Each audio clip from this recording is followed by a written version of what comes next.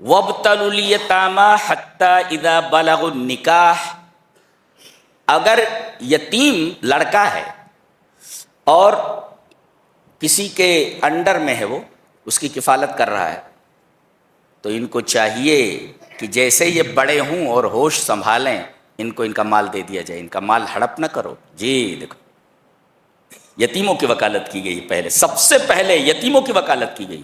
جی وَابْتَلُوا الْيَتَامَىٰ حَتَّىٰ إِذَا بَلَغُوا النِّكَاحَ فَإِنْ آنَسْتُم مِّنْهُمْ رُشْدًا، جب وہ ہوش سنبھال لیں اور اچھے برے میں تمیز کر سکیں تو فَادْفَعُوا إِلَيْهِمْ أَمْوَالَهُمْ، تو ان کو ان کا مال دے دو۔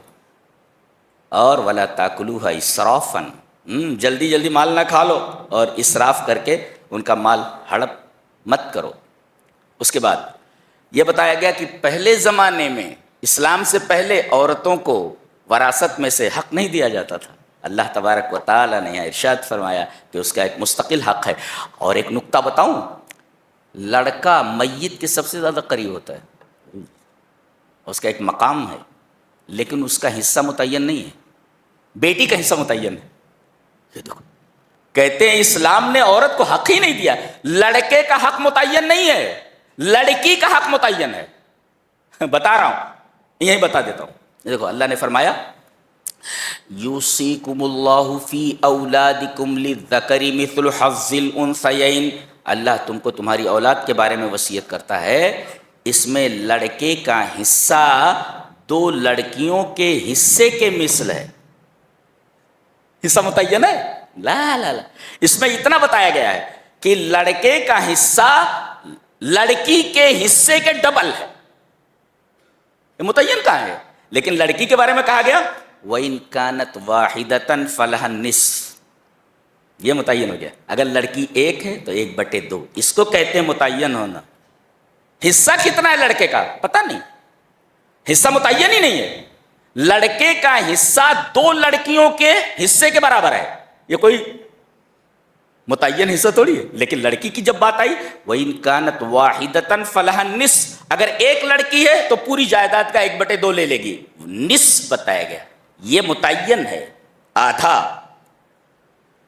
1/2۔ اور فَإِن لَّمْ يَكُن لَّهُ، اور اگر ایک سے زیادہ ہیں، ایک سے زیادہ ہے اگر، تو 2/3۔ بیٹیاں ایک سے زیادہ ہیں، 2 ہیں 3 ہیں، تو 2/3 دیا جائے گا پوری جائیداد سے۔ اگر ایک ہے تو آدھا 1/2، اور اگر ایک سے زائد ہے تو 2/3 بتایا گیا۔ ثلث ما ترک، تو ایک لڑکی کا حصہ متعین کر دیا گیا، 2 لڑکیوں کا حصہ متعین کر دیا گیا 2/3۔ ماں کا حصہ بتایا گیا کہ کہیں 1/3 ہے اور کہیں 1/6 ہے۔ ماں کا حصہ متعین ہے، بیوی کا حصہ متعین ہے۔ ابھی بتایا میں نے کہ اگر اولاد موجود ہے تو 1/8، اور اولاد موجود نہیں ہے تو 1/4، دیکھو متعین ہے۔ بہن کا حصہ بھی متعین ہے، آگے چل کر کے بتایا گیا بہن کو کتنا ملے گا۔ اللہ اکبر، جتنی بھی لڑکیاں ہیں، کوئی لڑکی ایسی نہیں ہے، کوئی عورت ایسی نہیں جس کا حصہ اللہ نے متعین نہ کیا ہو، ان کو اتنا ملے گا۔ لڑکے کا حصہ متعین نہیں کیا۔ عورتیں جتنا ناز کریں، جتنا فخر کریں اسلام کے اوپر، قرآن حکیم کے اوپر، اتنا کم۔ لڑکے کا حصہ بھی متعین نہیں، یہ بتایا گیا لڑکے کا حصہ 2 لڑکیوں کے حصے کے برابر۔ یہ متعین تھوڑی ہے، اس کو متعین نہیں کہتے، گنتی میں ہونا چاہیے اتنا لڑکے کا ہوتا ہے، ایسا نہیں کہا گیا۔ بتایا گیا 2 لڑکیوں کے حصے کے برابر لڑکے کا حصہ ہوتا ہے۔ کیا بات ہے، ان کو وراثت سے حصہ نہیں دیا جاتا تھا۔ اللہ تبارک تعالیٰ نے فرمایا کہ للرجال نصیب مما ترک الوالدان والاقربون وللنساء نصیب مما ترک الوالدان والاقربون، جملے کو ریپیٹ کیا گیا، یعنی حالانکہ ایک جملے میں کہا جا سکتا تھا اس کو، لیکن جملہ الگ لایا گیا۔ للرجال نصیب مما ترک الوالدان والاقربون وللنساء نصیب مما ترک الوالدان والاقربون۔ دیکھ رہے ہیں آپ، یعنی اللہ تبارک و تعالیٰ نے عورتوں کا حصہ جو رکھا ہے بالکل ویسے ہی حصہ مردوں کا حصہ جیسے رکھا ہے ویسے عورتوں کا حصہ۔ اچھا اب دیکھو، عورتوں کا حصہ بتا دیا گیا، اب ایک بڑی عجیب بات بتائی جا رہی ہے۔ اللہ اکبر، غور سے سن رہے ہیں؟ کچھ لوگ محروم ہو جاتے ہیں، کچھ لوگوں کو نہیں ملتا، جیسے دادا کی وراثت میں پوتے کا حق نہیں ہے، جی پوتا غریب ہے، پریشان ہے، اسے نہیں ملے گا، پھر یتیم ہے، مسکین ہے، کچھ اس کے خاندان کے، کچھ اس کے خاندان کے نہیں، لیکن محروم ہے، ان کا وراثت میں حصہ نہیں۔ اب دیکھو وَإِذَا حَضَرَ الْقِسْمَةَ أُولُو الْقُرْبَى وَالْيَتَامَى وَالْمَسَاكِينَ، جب وراثت کی تقسیم ہونے لگے تو جو محروم ہیں، جن کا وراثت میں حصہ نہیں، وہ آ گئے، اب ان کا تو حصہ ہی نہیں ہے، کھڑے ہوئے بیچارے۔ اب دیکھو جذبات کو اپیل کیا گیا یہاں پہ، کہا ان کو بھی کچھ دے دو، ان کو بھی کچھ دے دو، فَارْزُقُوهُم مِّنْهُ، اس میں سے کچھ دے دو۔ اب غور فرمائیے، اگر یہ رشتہ دار ہیں، اولو القربہ ہیں، جو محروم ہیں، جن کا حصہ نہیں ہے، اگر آپ ان کو وراثت میں سے کچھ دے دیتے ہیں تو اس کا یہ مطلب ہوا کہ متانتن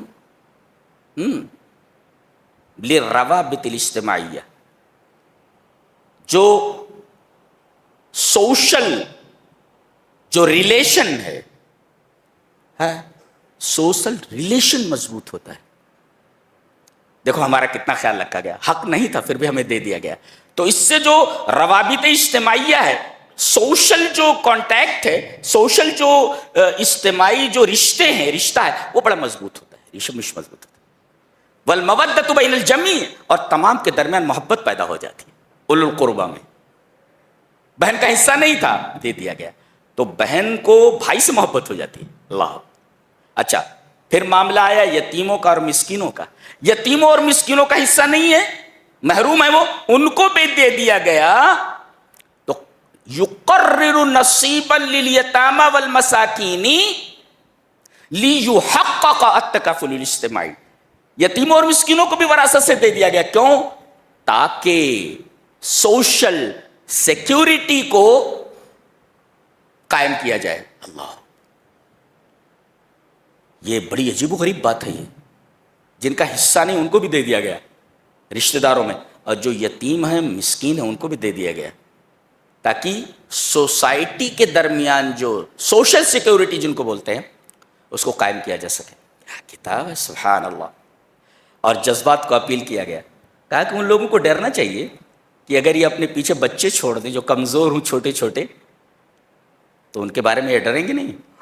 یہ جذبات کو اپیل کیا گیا کہ دیکھو ان کو کچھ نہیں ملا، اگر تمہارے ساتھ ایسا معاملہ ہو جائے کہ تم مر جاؤ اور تمہارے چھوٹے چھوٹے بچے وہ کمزور ہوں، تو ان کو نہیں ملنا چاہیے، ملنا چاہیے۔ لہذا یہاں جذبات کو اپیل کیا گیا، اور اس کے بعد ایک اصول بتایا گیا، ان الذین یاکلون اموال الیتامی ظلما انما یاکلون فی بطونہم نارا، جو یتیموں کا مال ظلماً کھا لیتے ہیں وہ اپنے پیٹ میں جہنم کی آگ بھر رہے ہیں۔ یہ وعید ہے، بہت بڑی وعید ہے۔